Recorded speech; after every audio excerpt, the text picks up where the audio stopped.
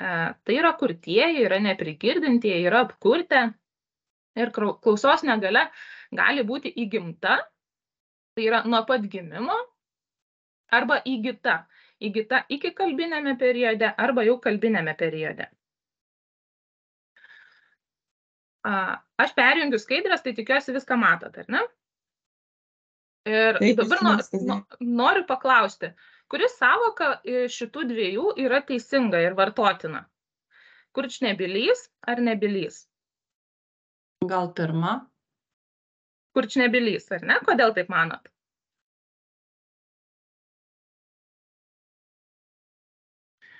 Nežinau, nes gal jis negali kalbėti, nes negirdi. Ir yra žodžio šaknis, ar ne, tas kurč ir taip. Taip. Galbūt priežastį parodo, dėl ko jisai yra nebylys. O kai nebylys, na tiesiog, gal jis tiesiog nekalba. Tai gali būti galbūt nesusijęs su ausų kažkokiom problemom. Tiesiog aš taip manau. Aha, o kaip kiti galvoja?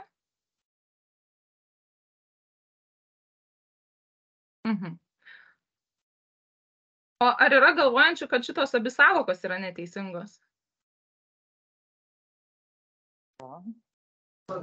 Čia gali būti tiesiog pirma dažniau girdima, bent man. Antra tokia iš folkloro, o pirma daugiau girdima, kai kalbam apie asmenys, kurie turi klausos ašmenis, tai kurie negirdi. Taip. Iš tikrųjų, šitas klausimas yra toks provokacinis. Sąvokos apskritai kurčnebylys ir nebylys, nors mes dažnai jas girdim viešajame diskurse, dažnai galim išgirsti iš žurnalistų, bet jos yra nevartotinos. Jei mes kalbam apie žmogų, kuris negirdi, tai priklausomai nuo jo negirdėjimo laipsnio mes turėtume sakyti kurčias, neprigirdintis arba apkurtęs. Taip pat galima vartoti tokią sąvoką kaip turintis klausos negalią. Kai kurtieji yra pavadinami kurčnebyliais arba nebyliais, jie gali įsižeisti. Nes pats žodis nebylys, ar ne, sakykime, jau suponuoja tai, kad žmogus nekalba. Nekalba jokia kalba. Kurtieji kalba, tik jų kalba yra kitokia nei mūsų, tai nėra žodinė kalba.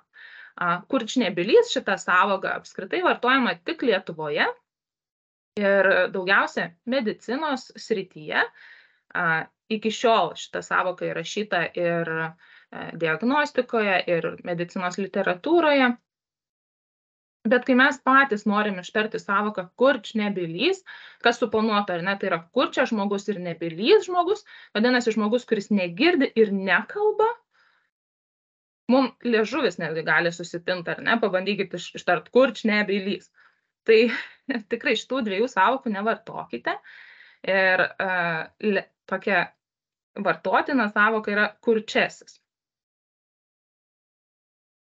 O kaip manote, kiek Lietuvoje yra kurčiųjų? Ir sakydama kurčiųjų, turiu omenyje visą kurčiųjų bendruomenę, ir kurčiuosius, ir neprigirdinčius, ir apkurtusius.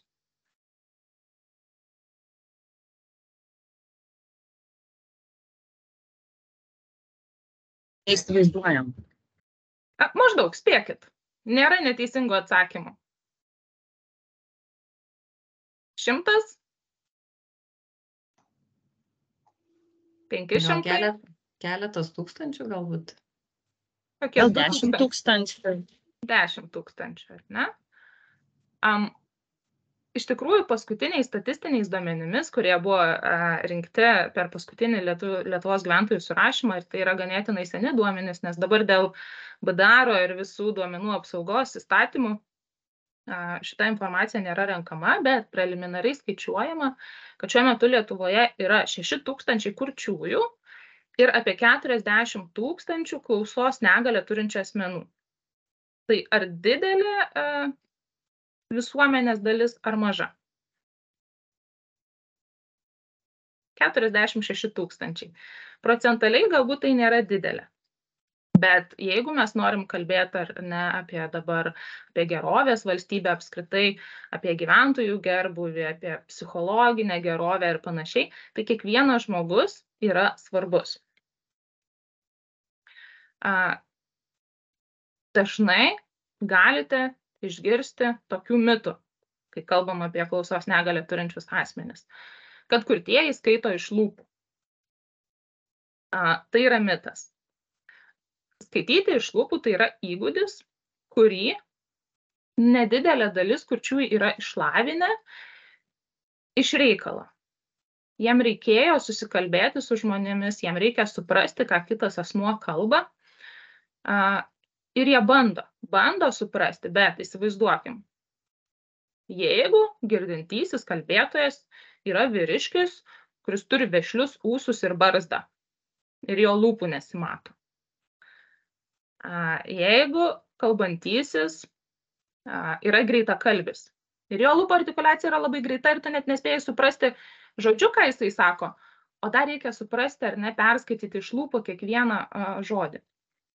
Arba jeigu kalbėtojas vaikšto pirmyn atgal, žinot, jeigu dalyvaujat konferencijose, seminariuose, būna kartais pranešėjai ar ne, vaikšto iš vieno pusės į kitą, nusisuka, pasisuka, tai irgi niekaip neperskaitysi iš lūpų informacijos. Norint, kad kurčiasis asmuo tave suprastų iš lūpų, tu turi žiūrėti kurčiajam į akis ir nesisukioti, aiškiai artikuliuoti žodžius. Kitas gajus mitas, kad kurtieji skaito brailio raštą. Dažnai irgi man yra tekę išgirsti, kai pasakau, kad, sakykime, renginyje dalyvaus kurtieji, organizatoriai sako, bet mes neturim informacijos brailio raštu. Dažniausiai yra painiojama kurtumo ir aklumo negalia, bet tikrai yra kurčiųjų vienetai, aišku, kurie savo malonumui galbūt arba dėl to, kad šeimoje yra aklųjų ir yra pramokę brailio raštą, bet tikrai tai nėra siejama ar ne su kurtumo negalia. Dar vienas toks mitas, kad jeigu asmuo kurčias, tai reikia jam informaciją pateikti anglų kalba. Visgi Lietuvoje gyvenantis kurtieji yra lietuviai, bet man irgi yra ne kartą tekę atsidurti tokiai situacijai, kai su kolegomis nuėjome į restoraną, prie mūsų priėjo padavėjas ir tiesiog norėjom pasakyti, ką išsirinkom iš meniu. Padavėjas paklausė lietuvių kalbą, mano kolegos tiesiog paėmė meniu, ar ne, nes mes galim gražiai paimti meniu ir parodyti pirštu, ką noriu užsisakyti. Kai padavėjas nesulaukė atsakymo lietuvių kalba, jisai pradėjo angliškai kalbėti.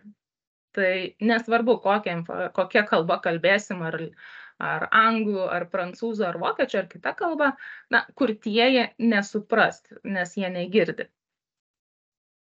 Ir dar vienas mitas, kurį tikrai taiko girdintys asmenys, tai šaukimas, rėkimas. Prieina prie kurčiojo ir garsiai rėkia. Nesvarbu, kiek mes rėksim, kurtumo taip neišgydysim. Nepradės žmogus staiga girdėti vien dėl to, kad mes šaukiam.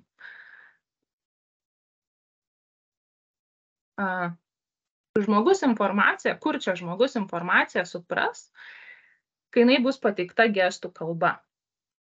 Lietuvoje yra vartojama lietuvių gestų kalba.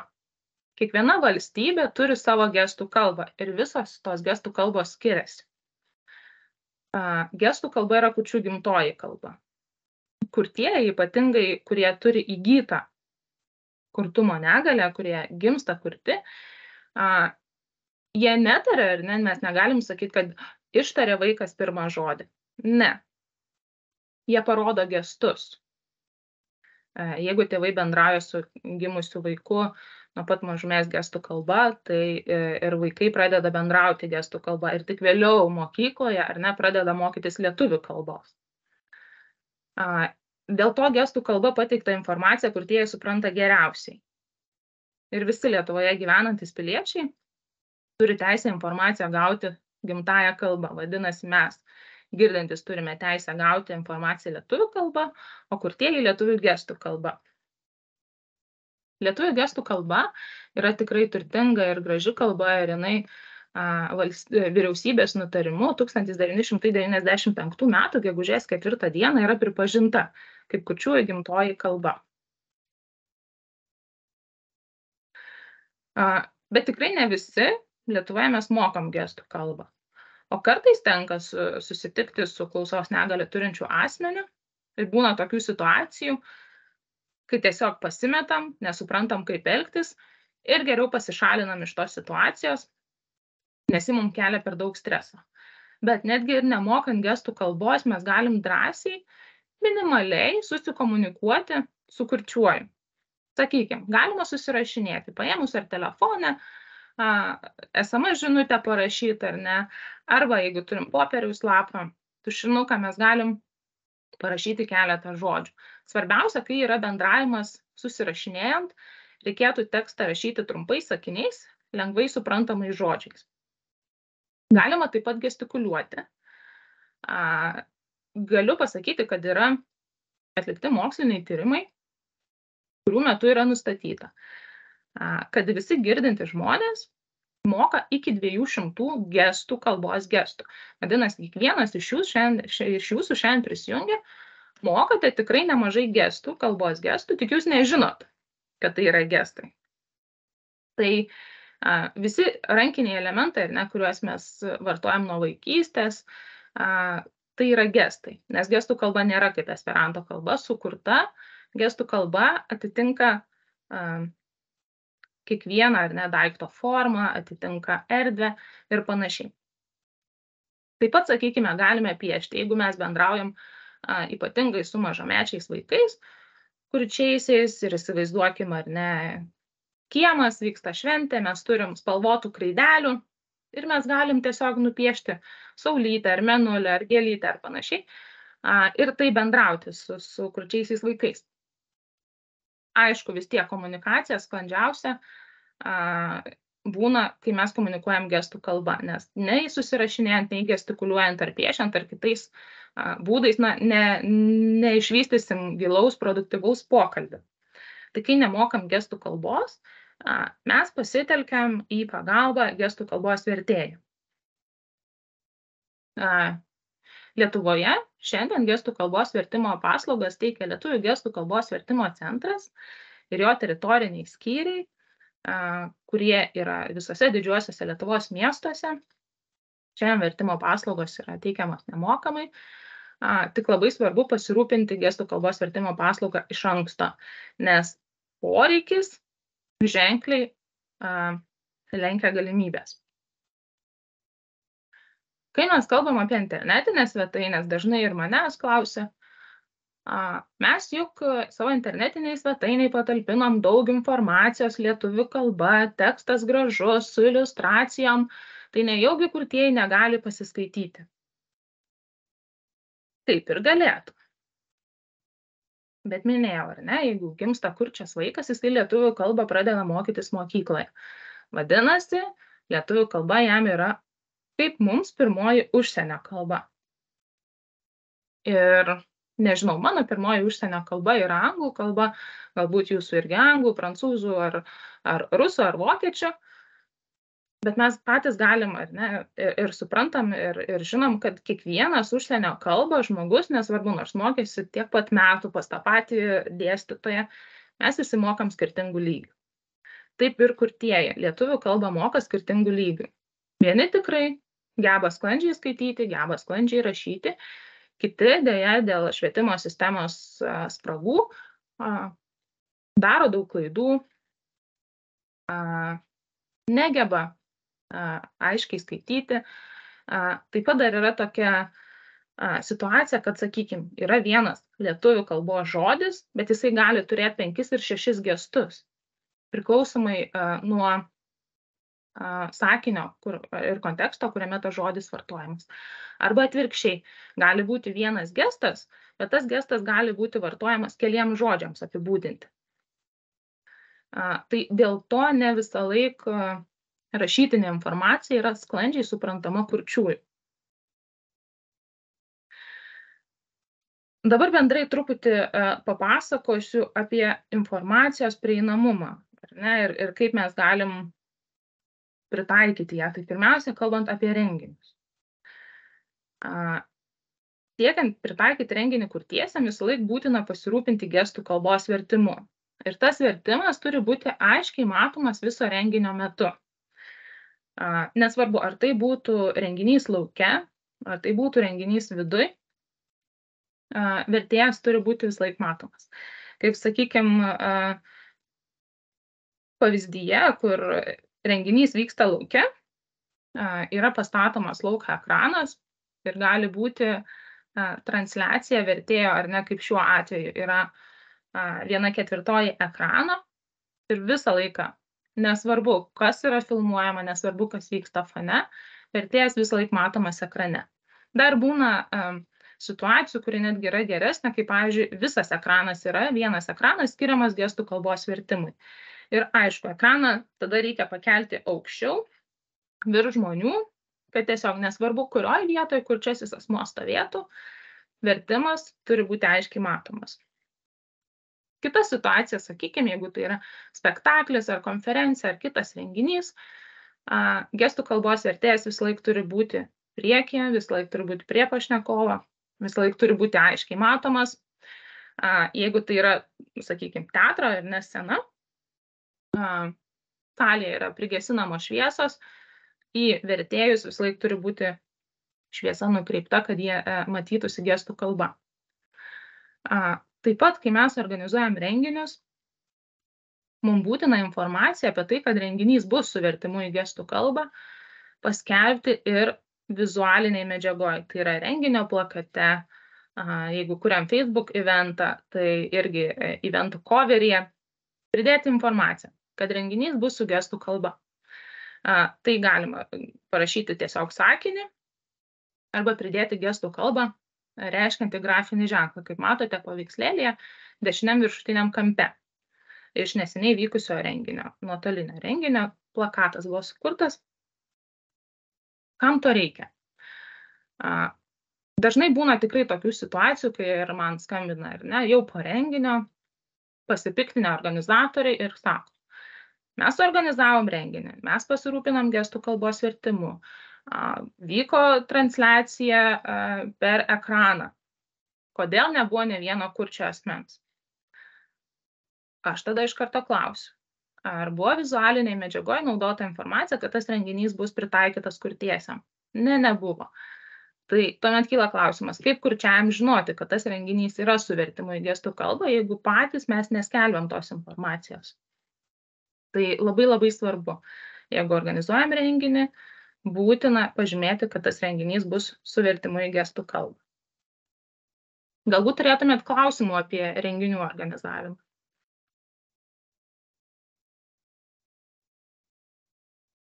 Jeigu ne, tai tada keliauju toliau, bet labai tikiuosi, kad po to bus klausimų. Renginiai gali būti gyvi arba nuotoliniai, kas dabar irgi labai populiaru ir labai patogu nuotolinis renginys. Tai vėlgi, jeigu ir nuotolinis renginys, būtina pasirūpinti gestų kalbos vertimu ir vertėjas aiškiai turi būti matomas ekrane viso renginio metu. Apple neseniai išleido savo naują produktą, darė 3 valandų renginį, nuotolinį renginį ir kairiam apatiniam kampe yra toks ekrano ištrauka. Visas renginys buvo verčiamas į gestų kalbą, naudojant tokį formatą, kai pagrindinis langas yra truputį sumažintas, pridėtas gestų kalbos vertėjo langas ir gestų kalbos vertėjo langas buvo visą laiką stabiliai matomas, nesvarbu, kas vyko fone, kalbėtojai keitėsi vaizdai, bet gestų kalbos vertės vis laik buvo matomas. Taip pat, sakykime, jeigu tai yra nuotolinis renginys, konferencija ar panašiai, ir mes naudojam Zoomus arba Teamsus, tai geriausia turėti konferencinį planą, kad irgi galėtume visą laiką laikyti vertėją matomą pradiniam lange, nes šiaip faktiškai Teamsai pati yra nepatogiausia priemonė gestų kalbos vertimui, nes kai mes pasidalinam skaidrėm ar panašiai, tada nušoka gestų kalbos vertėjo langas ir tu turi rinktis arba nori stebėti skaidrės, arba nori stebėti vertimą. Tai labai tikrai nepatogu, bet yra kitų išeičių, sakykime, ar ne, laidų transliacija su vertimu į gestų kalbą, kai irgi pagrindinis langas yra foninis vaizdas, o gestų kalbos vertėjai yra prieki, arba kitas pavyzdys, sakykime, irgi renginys iš Seimo, arba laida iš Seimo ir gestų kalbos vertėjas yra dešiniam apatiniam kampe. Bet irgi visą laiką matomas ekrane. Taip pat mes galim pritaikyti ir spausdintą informaciją, lankstinukus, knygas, plakatus ir kitą. Tam, kad informacija būtų pritaikyta gestų kalba, mums aišku, reikia pirmiausia turimą tekstą ar norimą informaciją išversti į gestų kalbą, padaryti vaizdo įrašą, įkelti jį į, sakykime, YouTube platformą ar kitą laisvai prieinamą internete platformą. Kai mes rengiam leidinį, mes sukuriam QR kodą. Ko gero visi matėt ir žinot, kas yra QR kodas, tai yra grafinis ženkliukas, kurį nuskenavus mes esam nukreipiami į internetinę svetainę, kurioje yra patalpinta ta informacija, sakykime, šiuo atveju informacija gestų kalba. Kaip pavyzdį patikiu lankstinukus iš Lietuvos kurčiųjų draugijos ir neseniai irgi išleistą leidinį, tai yra meninių kūrinių rinkinys, knyga ir visoje knygoje yra naudojami QR kodai. Bet jeigu mes panaudojam QR kodą, dažniausiai kaip būna, ar ne, sukuriam lankstinuką, uždedamas QR kodas, bet prie to QR kodo nieko nėra prirašyta, jokio prierašo, tiesiog toks pilkas blynas įdėtas. Ir neaišku, kokia informacija yra užkoduota tuo QR kodu. Tai labai svarbu, kad prie QR kodo atsirastų informacija tekstu, ne? Ar tai informacija gestų kalba, ar tai nuoroda į registraciją ar panašiai. O kai mes kalbam apie internetinės svetainės, ką kiekvienas iš jūsų ar nedirbantis organizacijose, institucijose turite, tai mums reikia kalbėti apie informacijos atranką. Mes gyvenam skaitmenizacijos pasaulyje, kai informacijos srautas, sutikit, net ir jūs ar ne, nespėjat perskaityti visos informacijos, kuri yra pateikiama, nes vis nauji pranešimai kas 5 minutės keičiasi. Ir tikrai nereikia galvoti, kad viskas dabar nuo šios minutės turi būti visa absoliučiai informacija prieinama kurtiesiem. To nepadarysim dėl finansinių resursų, dėl žmogiškųjų resursų. Labai svarbu daryti informacijos atranką. Internetinėje svetainėje kurtiesiam turi būti pritaikyta nekintanti informacija, sakykime, informacija apie jūsų įstaigą, apie jūsų teikiamas paslaugas, dažniausiai užduodamus klausimus, svarbi, aktuali kurtiesiam informacija, taisyklės ir kita. Kas nesikeičia? Jeigu mes keliam naujienas apie įvykusius renginius, apie pasisakymus, apie, sakykime, jeigu tai yra ministras, čia ministras lankėsi vienam mieste, kitam mieste, trečiam, tos informacijos tikrai nevertėtų pritaikyti, nes jinai labai greitai pasimes naujienų sraute. Ta informacija, kurią, kai mes atsidarom svetainę, randam visą laiką, tą reikėtų ir išversti. Ir kaip tą informaciją išversti, tai yra pritaikyti. Yra 4 žingsniai pagrindiniai. Visų pirma, mes padarom informacijos atranką, atsirenkam tekstus, kuriuos norėtume pritaikyti gestų kalba. Kai mes turime tekstą, mums reikia užsakyti gestų kalbos vertimo paslaugą. Kaip minėjau, paslaugas teikia Lietuvių gestų kalbos vertimo centras. Kai mes teikiam užsakymą, turim tekstą ar ne, mes prisegam teksto failą. Jeigu tai yra vaizdo įrašas, nes mes galim versti tekstus, vaizdo įrašas patalpintas YouTube kanale, tai galima pridėti ir nuorodą į vaizdo įrašą ir paprašome vertimo paslaugos. Vertimo paslaugą vertėja atlieka studijoje prie žalio ekrano. Ir mes gaunam taip vadinamą žalią medžiagą. Trečias žingsnis, mums reikia susimontuoti vaizdo įrašą. Ir priklauso nuo to, ar tai vertimas iš teksto į gestų kalbą, ar tai yra jau parengto vaizdo įrašo vertimas į gestų kalbą. Nuo to priklauso, koks tai bus formatas. Kitoje skaidrėje pamatysite skirtumą. Bet svarbiausias dalykas, ar ne, visi techniniai niuansai užima laiko. Priklausomai nuo turimos informacijos kiekio, ar tai yra 1 puslapis, o galbūt tai yra 10 puslapių ar panašiai, priklauso ir vertimo laikas. reikėtų nenustebti, kad kartais vertimo reikia laukti savaitę, 2 ar net mėnesį 2.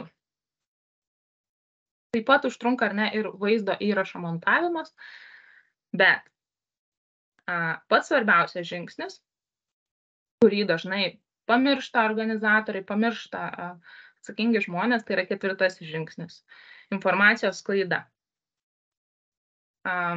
Sakykime, jeigu yra sukuriama tikrai įdomi informacija, ar filmukas vaizdo, ar panašiai, ar reklama, jinai išverčiama į gestų kalbą ir tai yra projektinė veikla. Dažniausiai projekto vykdytojas užsideda ženkliuką, kad aš padariau, aš pritaikiau, išverčiau, bet ta vaizdo informacija lieka, taip sakant, gulėti stalčiuje. Jos niekas nematė. Tai ar tikslinga tokiu atveju versti ar ne ir pritaikyti informaciją? Jeigu mes stengiamės, jeigu mes pritaikom informaciją, mes turim tikslinę grupę. Vadinasi, mes norim, kad mūsų sukurtas produktas pasiektų tikslinę grupę. Jeigu mes įsikeliam tą informaciją į savo internetinę svetainę ar pasitalpinam savo socialiniuose tinkluose, kartais ta informacija ne visą laiką pasieks kurčiuosius. Nes ne visi seka visus puslapius, kurie egzistuoja. Mes atsirenkam pagal savo pomėgius, pagal tai, kas mus domina ir panašiai, kokius puslapius mes sekame, sakykime, Facebook'e, kokiuose puslapiuose mes internetinėse svetainėse lankomės. Tai tam, kad mūsų sukurtas produktas pasiektų tikslinę auditoriją, pasiektų kurčiuosius, mums svarbi yra informacijos sklaida. Informacijos sklaidą mes galim palengvinti bendradarbiaudami su kurčiųjų organizacijom. Visi kurčiųjų bendruomenės nariai tikrai seka kurčiųjų organizacijų talpinamą informaciją. Vadinasi, mums reikia bendradarbiauti su kurčiųjų organizacijom ir paprašyti, kad jie savo kanalais pasidalintų informaciją. Taip mes būsim tikri, kad informacija pasieks mūsų auditoriją, pasieks kurčiuosius. O bendrai, kaip pateikti informaciją internetiniai svetainiai. Paėmiau pavyzdį iš Lietuvos kurčiųjų draugijos puslapio, į kurį tikrai rekomenduoju apsilankyti kiekvieną, tam, kad pažiūrėtumėte, kaip informacija pateikiama kurtiesiam. Tai informacijos kurtiesiam tikrai nereikia kelti į kažkokį atskirą puslapį, kurti naują internetinę svetainę ir panašiai. Informaciją gestų kalba reikia pateikti tame puslapyje, kuriame ir yra įkelta informacija, kurią jūs išvertėte, kurią jūs norite pritaikyti kurtiesiam. Tai yra pagrindinis naujienos puslapis. Ir svarbu laikytis tokios išdėstymo tvarkos. Tai yra antraštė, pavadinimas pagrindinis, tuomet įkelti vaizdo įrašą gestų kalba, o po vaizdo įrašų gestų kalba sukelti visą tekstą. Dažnai daroma taip, kad vaizdo įrašą gestų kalba kelia į pačią apačią, ne po tekstu. Tai įsivaizduokim, jeigu tekstas yra ilgas apie nutarimą, apie kažkokią interviu pokalbis, kuris užima tikrai nemažai vietos, sakykime, 2, 3, 4 Wordo puslapius, tai mums reikia labai slinkti į apačią tam, kad galiausiai pamatytume vaizdo įrašą gestų kalba. Yra tokia situacija. Tai mes norim pritaikyti informaciją negalią turinčiam asmeniui, tai yra mūsų puslapio lankytojai, mes norim, kad ta informacija būtų lengvai randama ir lengvai pasiekiama. Ir jeigu kurtieji atsidaro puslapį ir bent 2 kartus pelyte pabraukia ar ne žemyn, nepamato informacijos gestų kalba, tikrai neslinks informacijos apačią, į puslapio apačią ieškoti, kur galbūt tame puslapyje ar toje naujienoje kažkur yra gestų kalba, bet jinai arba yra su nuoroda tiesiog į kitą polapį ir nėra aiškiai matoma, tai irgi nepasiekia. Tai geriausia taip, kad kai kurčiasis atsidaro naujienos puslapį, iš karto būtų gestų kalba aiškiai matoma. Bet tada kyla klausimas, ar ne? Ar tas vaizdo įrašas gestų kalba, kuris atsiranda informacijos viršuje, netrukdo girdintiem? Tikrai netrukdo. Nes tiem žmonėm, kam nėra aktualu gestų kalba, jie tiesiog vienu pelytės ar ne judesiu pereis prie teksto. Praleis tą vaizdo įrašą gestų kalba. Kurtieji tuo tarpu atsidarė puslapį ir pamatė, yra gestų kalba, jie iš karto pamatys ir žiūrės.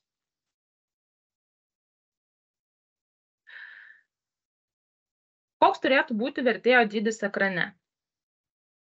Gal galėtumėt pasakyti, kuriame pavyzdyje iš 3 pateiktų geriausiai matote gestų kalbos vertėją?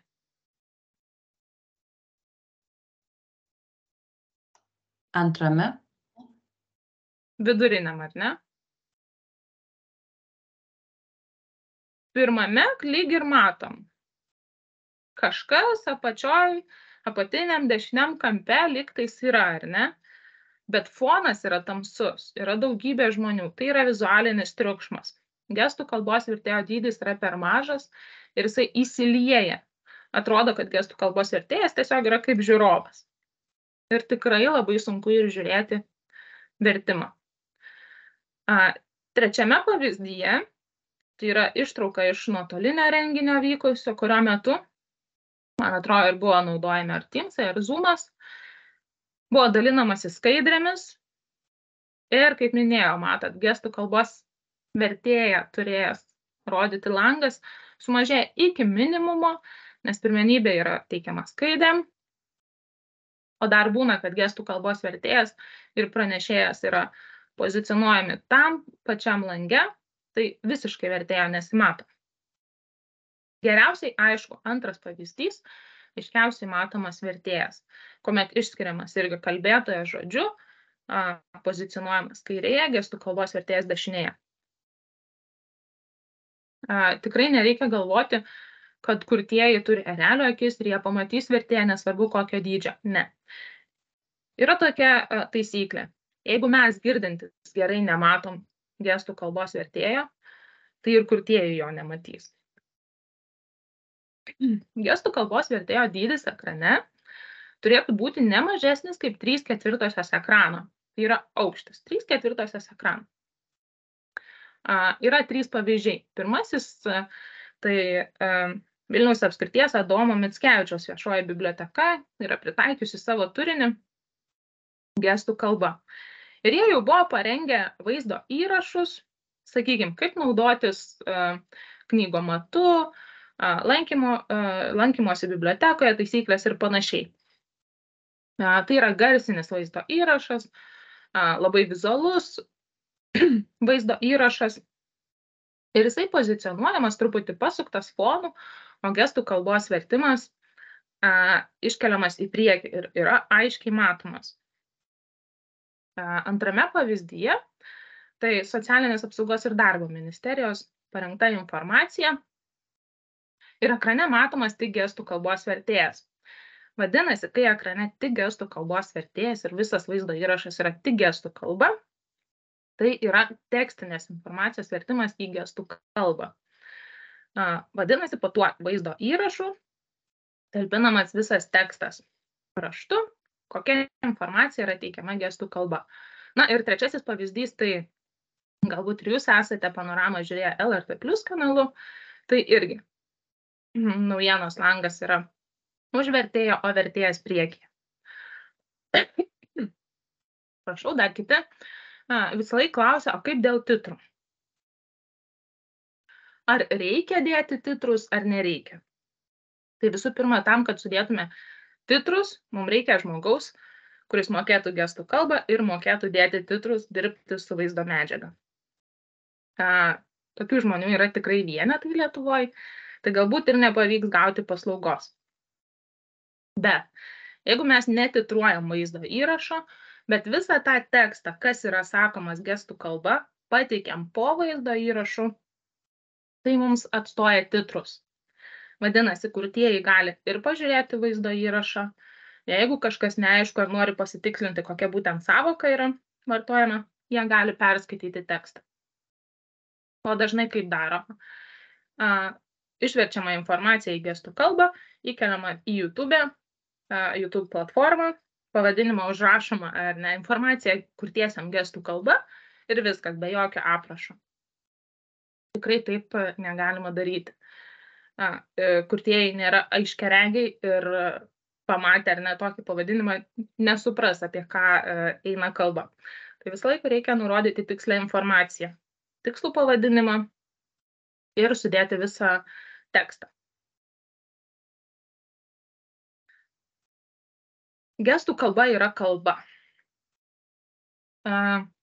Ir sakykime, jeigu jūs internetiniai svetainiai tikrai daug informacijos jau pritaikėte gestų kalba, bet ta informacija yra skirtingose polapiuose. Tai sakykime, vienas polapis apie mus, kitas polapis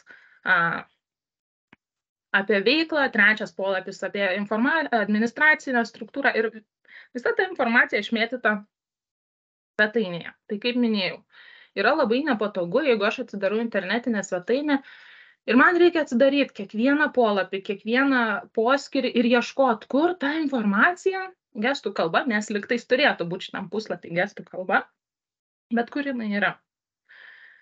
Kyla sunkumų, vadinasi sunku ar ne orientuotis internetiniai svetainiai. Tai tam, kad palengvintume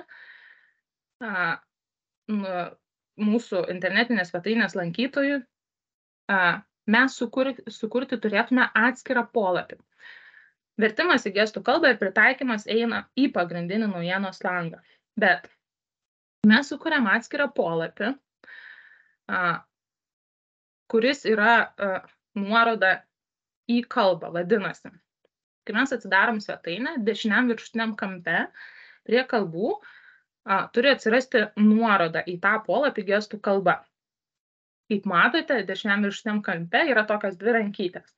Tai yra grafinis gestų kalbą reiškiantis ženklas.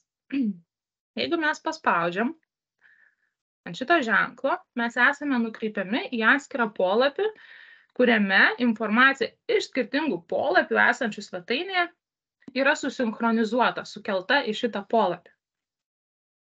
Ir mes matom, kokia informacija yra su vertimu, yra tekstai, yra panašiai, ir mums nereikia blaškytis po visą svetainę, nes viskas yra sudėta į vieną vietą.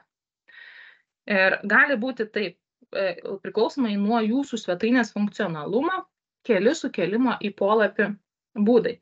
Šiuo atveju mes atsidarę polapį iš karto matome informaciją gestų kalba, jeigu slenkam žemyn, informacijos pavadinimas, vaizdo įrašas keičiasi. Kitas variantas, kurį, sakykime, galima pamatyti Valstybės pažinimo centro internetiniai svetainiai, tai irgi grafinis gestų kalbos ženkliukas dešiniam viršutiniam kampe, vadinasi ten informacija gestų kalba. Mes paspaudžiam ir atsidaro polapis, kuriame tekstu tiesiog išvardinta, koks turinys šiuo metu yra prieinamas gestų kalba. Sakykime, tai yra keletas laidų, ar ne, istorija ir panašiai.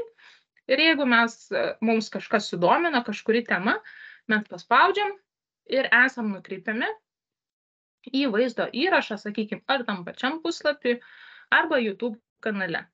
Vaizdo įrašas yra su vertimu į gestų kalbą, yra garsinis vaizdo įrašas, skaitomas tekstas ar ne, bet tas pats formatas išlaikomas, kai turinys, audiovizualinis turinys yra fone labiau pozicionuojamas, gestų kalbos vertimas iškeliamas į priekį, 3/4 ekrano, neutralus fonas ir informacija aiškiai suprantama. Tikrai yra nemažai jau tokių gerųjų pavyzdžių, organizacijų, įstaigų, kurios savo internetinės svetainės jau yra pritaikę gestų kalbą, pritaikę kurtiesiam. Tai jau mano minėta, sakykime, Vilniaus apskrities Adomo Mickevičiaus viešoji biblioteka, Užimtumo tarnyba, Žinių radijas, Lietuvos nacionalinis muziejus, sakykime, Žinių radijas, nors atrodytų radijas, kaip radijo laidas galima pritaikyti, bet šiais laikais radijo laidos irgi yra filmuojamos, yra vaizdo įrašai ir tie vaizdo įrašai verčiami į gestų kalbą. Lietuvos nacionalinis muziejus yra sukūręs virtualias ekskursijas, kurios yra išverstos į gestų kalbą. Ir tai yra tikrai tik keli pavyzdžiai, jų tikrai yra daugiau, nes vis daugiau įstaigų pagalvoja apie visus savo lankytojus. Ar ne, dabar galbūt sukat galvą. Įdomu, kokį turinį mes galėtume pritaikyti kurtiesiam? Koks tas turinys, ta nekintanti informacija yra aktuali kurtiesiam? Tai sakykime, kalbant apie valstybinės institucijas, įstaigas ir panašiai, paimu kaip pavyzdį Seimo internetinį puslapį. Na, matome, viršutiniam dešiniam kampe dar nėra gestų kalbos ženklelio, nėra atskiro polapio, bet jau yra, sakykime, verčiama Seimo savaitės laida į gestų kalbą. Nuorodos internetiniai svetainiai trūksta, nes jeigu žmogus nežino, kad ta informacija, kad Seimo savaitės laida yra verčiama ir jinai yra YouTube kanale prieinama, bet aš atsidarau Seimo puslapį ir nepamatau informacijos gestų kalba, na, aš galbūt ir nežinau apie YouTube kanalą. Tai tikrai trūksta nuorodos į Seimo savaitės laidą su vertimu į gestų kalbą pirmam tituliniam lange. Sakykime, Seimas turi tokį Seimo lankytojų centrą.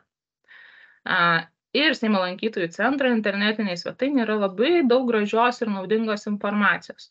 Tokios apie sales, Seimo sales, ar ne, Konstitucijos salę.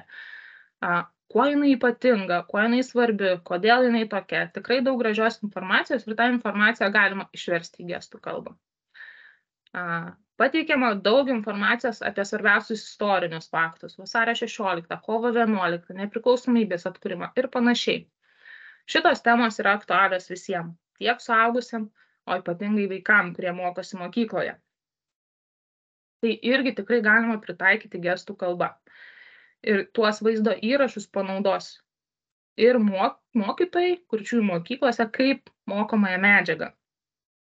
Organizuojami įvairūs renginiai, nuotoliniai renginiai, gyvi renginiai. Irgi galima pritaikyti kurtiesiam. Tik aišku, kaip jau minėjau, ne visus ir ne viską, reikėtų pagalvoti.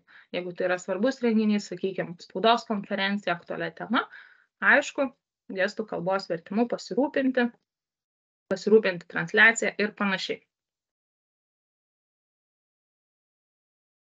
Labai tikrai gražiai galima pritaikyti kurtiesiam muziejus. Lietuvoje yra daugybė gražių muziejų, kuriuose yra ir ekspozicijų, ir lauko, ir vidaus. Tai kai mes kalbam bendrai apie muziejų kaip instituciją, kaip įstaigą, tai irgi, kas svarbu žmogui, kuris nori apsilankyti tame muziejuje.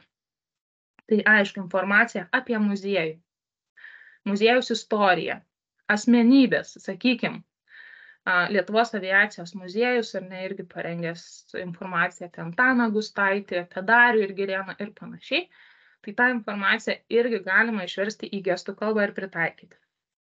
Informacija apie ekspozicijas, informacija apie ekskursijas, apie teikiamas paslaugas. Jeigu yra sukurti vaizdo įrašai, juos tikrai irgi galima pritaikyti kurtiesiam.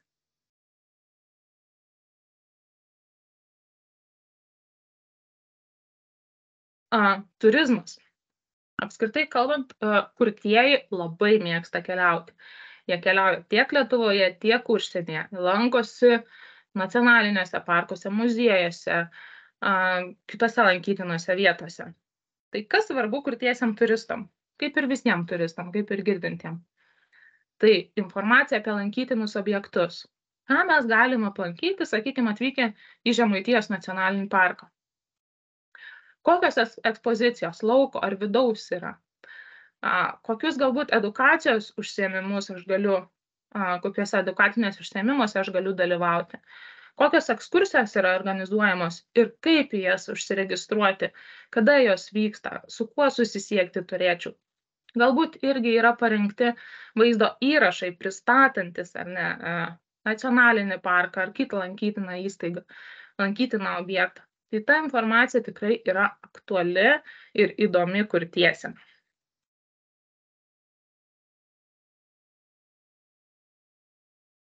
Ir svarbiausias dalykas, jeigu mes norim sukurti informaciją pritaikytą kurtiesiam, Tai nebijokite bendrauti su kurčiųjų organizacijomis, netgi rekomenduoju bendrauti su kurčiųjų organizacijomis arba su kurčiaisiais dirbančiais žmonėmis. Ir labai svarbu, kai mes jau sukuriam galutinį produktą, kai mes jau turim turinį, juo pasidalinti su kurčiųjų organizacijomis tam, kad paskatintume informacijos sklaidą. Tiek būtų iš mano pusės, o dabar labai laukčiau jūsų klausimų. Galbūt kilo idėjų, galbūt turit minčių, kažkas neaišku, tai tikrai drąsiai klauskite. Aš tai galbūt nustosiu dalintis ekranu, nes labai noriu pamatyti jūsų veidus. Taip, matau, Rovena kelia ranką. Jūs čia paskutinę skaidrę mūsų puslapį parodė Žemaitijos nacionalinis parkas. Ir man natūraliai kyla klausimas, jeigu mes norėtumėm pritaikyti visą tą informaciją, kurią turim apie lankytinus objektus, mes jums duotumėm darbo tikriausiai pusei metų. Tai klausimas man, ar mes dabar ir turėtumėm surinkti tą informaciją ir kreiptis į jūs ir ją versti. Ar kol kas mes tiesiog surenkame galbūt, nežinau, tą pačią bendrąją institucijos informaciją, kaip Žemaitijos nacionalinio parko direkcijos, ten kontaktai, darbo laikas, esminė ta informacija. Matot, ne visą informaciją, sakykime, darbo laikas, jo nereikia versti į gestų kalbą, nes kai mes atsidarom, mes matom, ar ne? Pirmadienis darbo laikas, antradienis darbo laikas, švenčių dienomis. Tokia informacija tikrai netikslinga versti. Sakykime, darbuotojų kontaktai irgi nereikia, nes tai jau aiškiai yra pateikiama, bet, sakykime, jūsų istorija, kada įkurtas, ar ne, kodėl, kur pozicionuojama, ta tekstinė informacija įdomi. Kitas dalykas, kalbant ar ne apie nacionalinį parką, žiemą galbūt bus mažiau lankytojų, nes vis tiek visi galbūt ar ne didžiausias turistų skaičius vasarą. Tai žiemą galima išnaudoti pasiruošimui, kitam sezonui. Tai ir tikrai nereikia bijoti, kad bus labai daug medžiagos ar ne, ir čia bus 3 mėnesių darbas. Dabar tikrai daugėja įstaigų, kurios nori savo informaciją išversti ir pritaikyti kurtiesiam. Ir jūs, jeigu lauksit pavasario, jau atsirinksit tuos tekstus, tuos puslapius, ką norit išversti ir pasidėsit ir galvosit, kad pavasarį pateiksiu užsakymą ir tikrai greičiau išversti, tikrai ne. Tai jau geriau yra pradėti šitos namų darbus šiandien. Ar ne, pradėti atsirinkti informaciją. Galbūt kažkas yra aktualu, visai galite kreiptis į mane. Sakykime, atsirinkom tokią informaciją, ar tikrai tikslinga versti, galbūt kažko nereikia. Kai turim tą informaciją visą, kad jau tikrai patvirtinam, sakykime, 15 puslapių Word, ar ne, mes kreipiamės į vertimo centrą ir tada pasako, sakykime, vertimas bus atliktas po mėnesio arba po 3 mėnesių. Ir tas laukimo periodas vis tiek jisai bus. Taip. Tai jau geriau tą laukimo periodą per žiemą, ar ne, kad jisai praeitų, o pavasarį jau artėjant naujam sezonui turistų jau, ar ne, kai ieško žmonės, kur lankytis, jau tada galima sukelti, ar ne, ir viešinti tą informaciją. Tai tikrai rekomenduočiau išnaudoti laiką. Supratau, dėkui.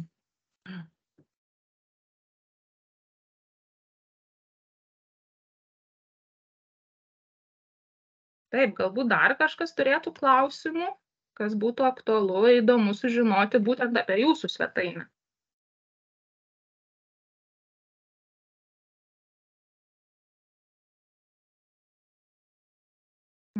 Matau, Asta kelia ranką. Taip, aš trumpai keistai save girdžiu. Puikiai girdisi. Taip, gerai. Norėjau paklausti dėl tokio niuanso, kurį jūs minėjot, kad geriau informaciją gestų kalba, tą įrašą, sakykime, ne gestų kalba, dėti ne kažkur į atskirą puslapį, o dėti šalia tos tituliniam, šalia tos informacijos, kur jinai paskelbta. Pavyzdžiui, arba jeigu kontaktai, tai šalia kontaktų, aš taip suprantu, ne, jeigu apie. Bet mūsų, sakykime, MBFC yra, mes esame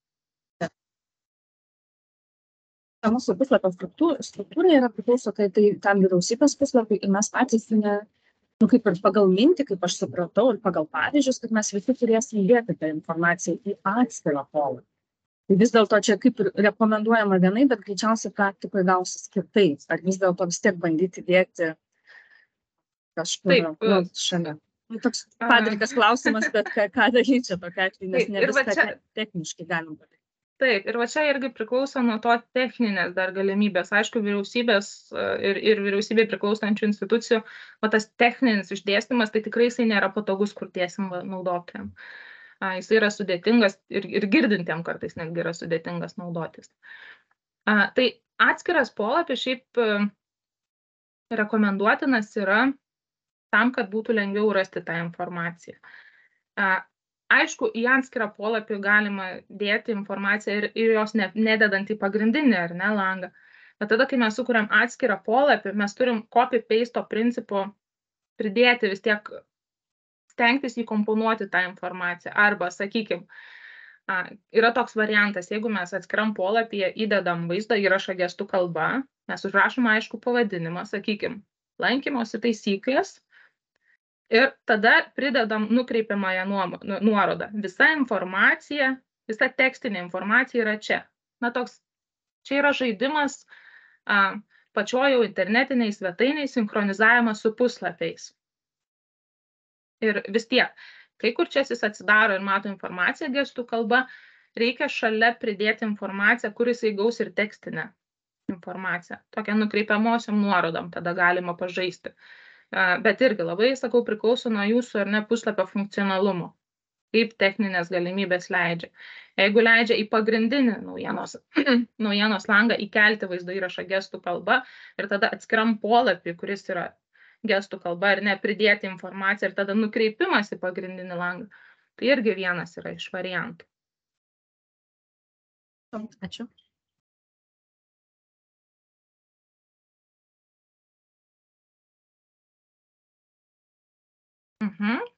Tomas kelia ranką. Taip, labą dieną, iš Valstybinės mokesčių inspekcijos esam ir norėtum tokį klausimą. Pavyzdžiui, pas mus yra labai daug informacijos. Kaip būtų gauti ar kontaktą, ar su kažkuo pasišnekėti, nuo ko mes turėtumėm pradėti, kokia informacija būtų aktuali ir tą, kad atsirūšiuoti, nes visko, kai tikrai neturim nei techninių galimybių, nei nieko, bet nes mums atrodo gal vieni dalykai svarbius, jūs gal patartumėt, kad, tarkim, į ką atkreipdėmėsi. Ar būtų galima kažkokį kontaktą gauti, ar patiem? Visą laiką tikrai galima bendrauti su manim, nes aš irgi teikiu tokią informaciją ir pagalbą. Aišku, kurčiųjų organizacijos gali suteikti tokią pagalbą. Aš pati, kadangi dirbu su kurčiaisiais ir mes tikrai ir naudojamės jūsų puslapiu, aš pati irgi atrankas darau informacijos, tai kas svarbu, sakykime, iš ar ne inspekcijos puslapio. Tai kiekvieną pavasarį prieš deklaracijas, tikrai tai yra informacija, kur tiesiam aktuali. Ir aišku, visų pirma, galbūt rekomenduočiau, jeigu turit ar ne Duko skiltį. Pasižiūrėti apskritai, kokią informaciją jūsų ar ne pateikiama Duko skiltyje sukelta. Tada, aišku, irgi labai priklauso, sakau, kiekvieną pavasarį tai deklaracijos, mokesčių deklaracijos, kas pasikeičia, kur užpildyti, kaip užpildyti. Jūs rengiant irgi vaizdo įrašus, sakykime, kaip pildyti deklaraciją. Tai tas vaizdo įrašas gali būti su vertimu į gestų kalbą, gali būti su titrais. Sakykime, kodėl reikia susimokėti, ar ne, kokios nuobaudos gresia nesusimokėjus, kur kreiptis ir panašiai. Dabar aš kaip tik atsidariau jūsų puslapį, kas tikrai irgi labai aktualu kurtiesiem, nes daug kurčiųjų dirba pagal individualią veiklą. Tai, sakykime, informacija, kaip išsiimti verslo liudijimą ar individualios veiklos pažymą, kokius mokesčius turėčiau mokėtis, kur galiu kreiptis, kai man prireikia pagalbos, kas mane gali pakonsultuoti. Paskui tikrai yra daug kurčiųjų, kurie, sakykime, gyveno užsienyje, grįžo į Lietuvą gyventi. Kaip tada tvarkyti su finansais, kaip deklaruoti ar ne užsienyje gautas pajamas. Jeigu vykdau individualią veiklą, sakykime, nuomoju patalpas, ar ne, irgi man aktualu, kada, kur, kiek turėčiau mokesčių susimokėti. Tai va tokia informacija būtų aktuali ir ta pirminė, ne, o paskui jau galima tada irgi žiūrėti daugiau, kokią informaciją pateikiama. Bet tikrai visą laiką galite kreiptis ir į mane per konsultacijų centrą, tai tikrai atsakysiu ir padėsiu. Gerai, dėkui.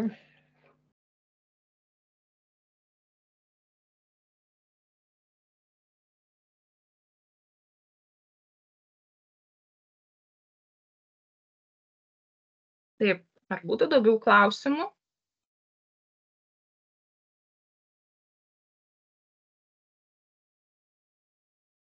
Nematau pakilusių rankų. Rovena, dar turit klausimą? Aš dar norėjau paklausti, ar šitas įrašas atkeliaus iki mūsų, ar tik jūsų savo reikmėms, kad mes galėtumėm, pavyzdžiui, su kolegom irgi pasidalinti, kas nedalyvavo, kad ir juos supažindinti su ta informacija. Mes gausim ją? Tai dėl įrašo galbūt Zita atsakytų, aš tikrai galėčiau pasidalinti skaidriam ir nuorodom, kontaktais ar ne apie mano minėtas įstaigas, apie tos geruosius pavyzdžius, tai tikrai iš tavo pusės galėčiau pasidalinti, o dėl vaizdo įrašo, tai nežinau, Zita galbūt atsakys. Sveiki, čia Rasa šiuo metu, tai vaizdo įrašų tikrai mes patalpinsim, manau, kad visiems prieinama, kad būtų ir tikrai nuorodą pasidalinsim, kad galėtume persižiūrėti ir aktualią informaciją turėti visą laiką. Tam ir mokomės visi drauge. Taip, bet tikrai norėčiau atkreipti dėmesį, kad po šito susitikimo nereikia iš karto viską galvoti, ar ne?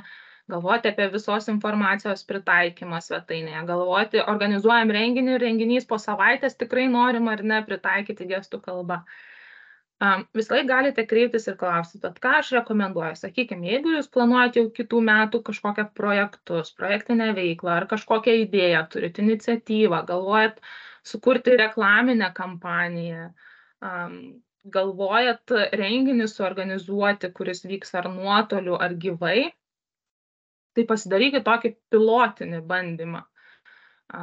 Sakykime, organizuojat nuotolinį renginį, aktualią temą, užsisakykit gestų kalbos vertimo paslaugą, pasidalinkit informaciją su kurčiaisiais ir tada pasistengkit bendraujant su kurčiųjų organizacija ar su manim, ar su kitu žmogum, tiesiog paklausti, ar ne, ar tas renginys buvo aiškiai pateiktas, aiškiai pritaikytas, ar ta informacija pasiekė, ar tai yra naudinga. Ir taip pamažu žingsnis po žingsnio. Aš pati dirbu su organizacijom, kurios pirmuosius rezultatus pasiekė tik po 2 ar po 3 metų darbo. Tai kartais tai nėra ar ne labai greitai įgyvendinamas rezultatas. Kartais tai užtrunka, bet jeigu yra noro, tai viskas yra įmanoma.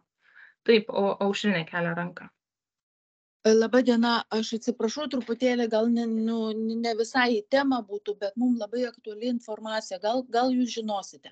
Žodžiu, mes dabar atnaujiname regioninių parkų stendus ir labai norėtume, kad jie iš karto atitiktų tuos reikalavimus prieinamos kalbos neįgaliesiems.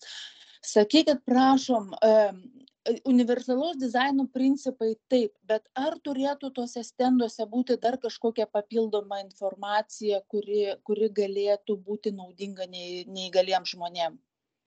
Taip, tai tikrai puikus klausimas, ypatingai apie tuos stendus, ar ne? Taip. Labai priklauso, kalbant apie kurčiuosius ir pritaikymą kurtiesiam, labai priklauso, kiek tos informacijos stende pateikta. Yra stendų, kur ten pateikta tik faktas, ar ne?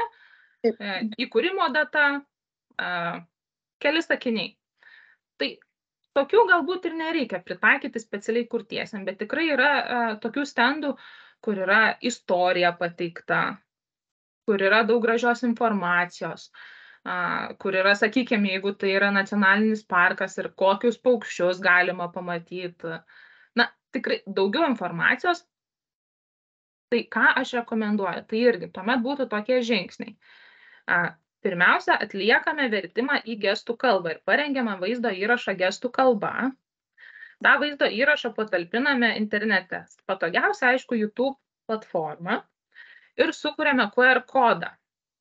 QR kodas mes galima, aišku, galbūt pirmoji mintis tai yra apie popierinį variantą, bet taip pat QR kodus tikrai stendus gaminančios įmonės jos gali sukurti ir atspausdinti, ar ne, QR kodą, kuris būtų ant stendo. Ir pažymėjo, kad tai yra informacija gestų kalba, žmogus lankydamas, jis pamatė stendą, yra daug tekstinės informacijos, aš jos nesuprasiu galbūt, o ypatingai, jeigu tai yra mažamečiai vaikai, kurie dar ir skaityti nemoka, bet jie lankosi, ar ne, ir yra gestų kalba, jie nusiskenuos tada tą QR kodą ir matys informaciją gestų kalba. Atsiprašau, dar vienas patikslinimas. Prie tų QR kodų tikriausiai reikia parašyti, kad tai yra informacija ten kurtiesiems ar akliesiems ir taip toliau. Kaip pateikti tą žinutę, kad jie suprastų, kad tai yra jiems? Kalbant kurtiesiam, tai aišku, pirmas variantas, ką galima, tai informacija gestų kalba, bet tai užima daugiau vietos. Bet yra mano minėtas jau grafinis gestų kalbos ženklas, tos dvi rankytės. Tai jeigu mes prie to QR kodo, prie informacijos uždedam dvi rankytės, šitas ar ne ženkliukas, tą ženkliuką tikrai aš galėsiu irgi tada pridėti laišku, skelsiu skaidrės, nuorodas ir pridėsiu iš karto ženkliukas, jis šiaip yra internete prieinamas, bet gana sudėtinga rasti šiuo metu dėl techninių nesklandumų. Tai tiesiog, ar ne, tą ženkliukas pridedam, QR kodas, ir jau žmogus, turintis klausos negalią priėjęs, gerai, aš nusiskenuosiu, nes čia informacija gestų kalba. Sakykit, prašom, ar jūs galėtumėte tos ženkliukus sukelti į svetainę neįgaliųjų departamento, ten, kur yra visa informacija mums sudėta? Tai būtų labai smagu ir iš karto visi galėtų pasiimti iš ten. Tai aš tiesiog atsiųsiu Rasai ir Zitai, pridėsiu su skaidrėm tos ženkliukus ir jeigu yra techninės galimybės, nes tą ženkliuką kuria patys kurtieji ir jis yra laisvai prieinamas, jo galima imti, naudotis ir dalintis, tai apribojimų nėra. Tai jeigu techninės galimybės leis, tai manau, iš neįgalių reikalų departamento žmonės tikrai sukels ir pasidalins. Ačiū labai. Dėkui Aušrinei už pastebėjimą, tikrai geras pastebėjimas, kažkaip praslydo matyta informacija, nes tikrai visada dalinamės ir tikrai papildysim mūsų puslapyje. Tai čia žinokit, dar mes labai daug ko iš jūsų norėsim, taip kad nenustebkite. Bet žinokit, aš irgi visą laiką sakau, nes yra pasitaikę tokių atvejų, kai žmonės sugalvojo kurti informaciją ir pritaikyti ją kurtiesim. Jie pasigūglino internete ir įvedė aišku angliškai. Sign language, how to create information for deaf people ir panašiai. Ir tos informacijos ieškojo angliškai, susirado gestų ženkliuką grafinį, kuris yra dažniausiai štai toks. Tai kas reiškia gestų kalbos vertėjas, bet ne lietuvių gestų kalba. Ir tikrai parengė klaidingą informaciją, klaidingai viską sudėjo ir tada sako, viskas, dabar mes norim dalintis. Aš sakau, deja, netinkamai parengta informacija ir tenka viską pradėti nuo nulio. Tai visą laiką geriau klausti. Geriau kreiptis, kad ir 10 kartų, 100 kartų padarom kažką, sakinį, 2 sakinius, užsakom vertimą, visą laiką klaustis, ar mes gerai darom, ar taip reikia daryti, ar tikslingai darom. Ir kai praeina pirmą procesą nuo pradžios iki rezultato gavimo, tada įsisavinam informaciją ir toliau dirbti būna lengviau, bet visą laiką reikia klausti. Taip, Rovena. Aš dar norėjau paantrinti savo kolegijai Aušriniai. Mes, pavyzdžiui, šiuo metu esam tik tai 2 atstovės iš saugomų teritorijų. Ir gali būti, kad kiti mūsų kolegos, jie neprisijungs į šitokius mokymus, bet jau mes dabar jiems teikiam informaciją, kad viską, ko reikia šitam pritaikymo procesui, galima rasti neįgaliųjų departamento puslapyje. Tai dėl ko mes ir labai norėtumėm, kad net patys elementariausi tokie dalykai, kaip ir ženkliukai, kaip, nežinau, skaidrės, būtų būtent ten, kad galėtume susirasti ir kad nereikėtų, sakykime, jūsų nereikalingais klausimais galbūt netgi trukdyti. Tai čia tiesiog tokia pastaba, kad būtų labai naudinga. Taip, sakoma, be reikalingų klausimų tikrai nėra. Ir aišku, ir kalbant apie tą, kaip lengviau gauti informaciją. Čia jau aš suprantu, kad ir jūs ar nenorit lengvai gauti informaciją, kad būtų aiškiai prieinama. Tai visi to norim. Ir aš dar grįšiu prie tų stendų. Sakykime, jeigu mes ruošiam naujus stendus, naujas ekspozicinės lentas, mes galim užsakyti gamybos procese, kad jau įdėtų. Bet galbūt yra, sakykime, stendų, kurie yra parengti visai neseniai, prieš metus, 2 atnaujintą informaciją, ir neplanuojam keletos metų bėgiai atnaujinti tos informacijos ar nepakeisti kardinaliai, turiu omeny, iš naujo gaminti lentas, iš naujo gaminti informacinius stendus. Bet mes galim QR kodą sukurti, mes galim parengti informaciją gestų kalba ir priklausomai irgi nuo stendo galima lipdukus padaryti atsparius vandeniui ir priklijuoti. Jeigu tai yra stendas už stiklo, tai irgi už stiklo uždėti, ne ant stiklo klijuoti, bet į vidų, kad nepatektų drėgmė, nepatektų šiukšlės ir panašiai. Tai yra 2 variantai. Arba kai gaminam naują iš karto įsitraukti, arba jeigu yra kažkas pagaminta, tai mes visą laiką galim užklijuoti.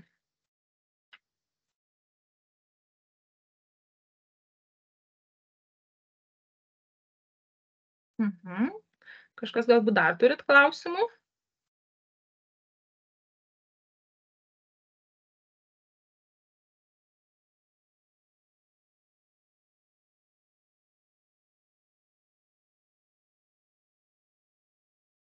Taip, nematau pakeltų rankų. Tai galbūt jeigu dabar klausimų ir nėra, bet pradėsite, atsidarysite savo internetinę svetainę, pradėsite galvoti, kokią informaciją galim pritaikyti. Ar gerai, ar netikslinga galbūt. Jeigu reikės patarimų, kaip viską žingsnis po žingsnio atlikti, tai tikrai drąsiai rašykit. Konsultacijų centre yra visi mano kontaktai. Galit skambinti, galite kreiptis elektroniniu paštu, galim suorganizuoti individualius susitikimus, konsultacijas ir tikrai nebijokit 100 kartų klausti.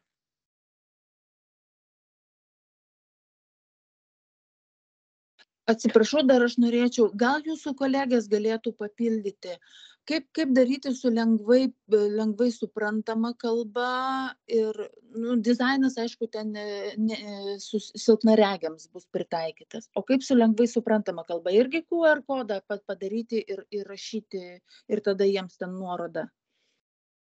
Aš turiu apie stendus.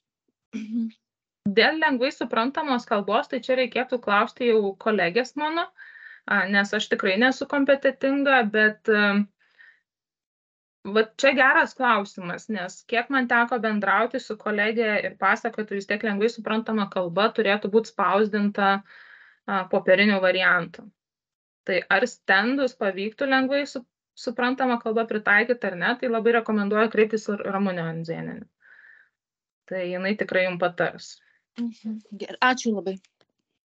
Dėkojam labai už tą klausimą. Žinokit, dėl stendų asmeniškai aš, nors jau nemažai klausimų ir nemažai teko bendrauti dėl lengvai suprantamos kalbos, tikrai klausimas ir man šį kartą, nepasakysiu iš karto atsakymo, todėl, kad nesikreiptumėt visi vienu ir to pačiu klausimu, mes tiesiog pasižymėsim tą klausimą, pasitikslinsim su mūsų lengvai suprantamos kalbos ekspertai ir tikrai išsiųsim atsakymą visiems bendrą, kad turėtumėt ir jūs, ir kad ateityje ir mes galėtumėm be abejonių pasakyti.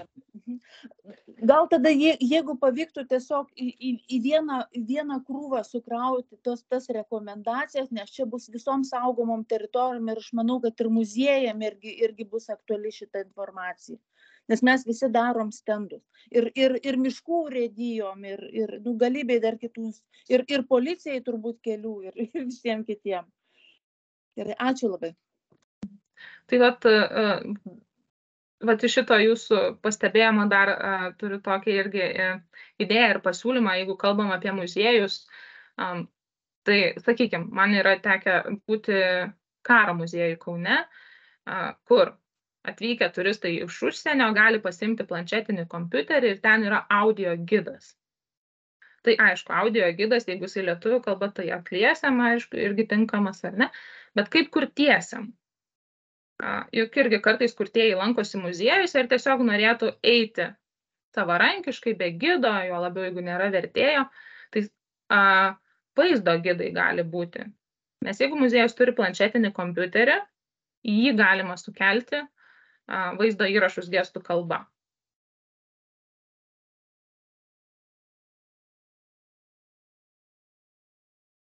Ir tikrai labai priklauso, nes kalbant apie pritaikymą, informacijos pritaikymą, informacinės aplinkos pritaikymą klausos negalią turintiem asmenim, nėra tik vieno atsakymo, kad turi būti taip ir ne kitaip. Labai priklauso, sakykime, nuo muziejaus formato, nuo internetinio puslapio formato, nuo techninių galimybių. Ir tų būdų tikrai yra įvairiausių, tai reikia surasti būtent jums tinkamą būdą.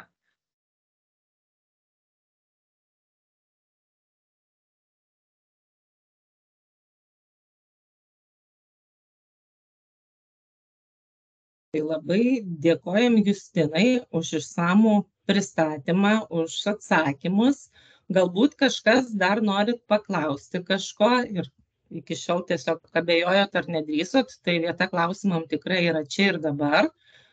Jeigu kartais sugalvotumėt klausimus vėliau, tai paklausimus visus drąsiai siunčiat į konsultacijų centrą kc@ndt.lt ir jūsų visus paklausimus mūsų koordinatorius konsultacijų centro persius, kurie priklausys Justinai, tai Justinai. Jeigu bus dėl lengvai suprantamos kalbos, tai bus lengvai suprantamos kalbos ekspertam. Tai kad jų nesiklaidinti, kad paskui nebūtų nesusipratimų, kas kam ką siuntė, tai tiesiog visus paklausimus siunčiam šiuo metu per konsultacijų centro paštą kc@ndt.lt. Ir tada dėkojam visiems už dalyvavimą mokymuose. Labai smagu, kad žengiam tuos žingsnius drauge link to prieinamumo, link to darbo, kad tai nebus per prievartą sausio 1 čia ir dabar darom, nežinom ką daryti, bet pasiryžot, pasijungiat ir pradedat jau dabar. Tikrai labai smagu, tikiuosi tas mūsų procesas visas besimokant ir jum, ir mum, aišku, žinoma, bus sklandus. Ir tada lauksim jūsų paklausimų, lauksim jūsų pirmųjų žingsnių ir kai tik tai galėsit prisijungti prie mūsų kassavaitinio susitikimo, aptarti visus kitus klausimus, labai džiaugsimės, jeigu turėsit ko pasidalinti naujais savo pasiekimais. Ir dar norėtume priminti apie spalio 23 dieną vykstančius mokymus dėl lengvai suprantamos kalbos, bet kur klausimus irgi galima bus užduoti. Taip pat bus pateikta informacija, kaip suvokia žmonės su intelekto sutrikimais visą informaciją. Tai bus 2 ekspertės, mūsų Ramunė ir Jurgita. Tai labai malonu būtų, kad jūs prisijungtumėt spalio 23, nuorodas turbūt visi turi. Ten nuo 9 iki 12:30. Tai Justinai labai dėkui ir dėkui visiems, kurie prisijungė. Ačiū. Ačiū. Viso geriausio. Visą geriausią. Dėkui viso.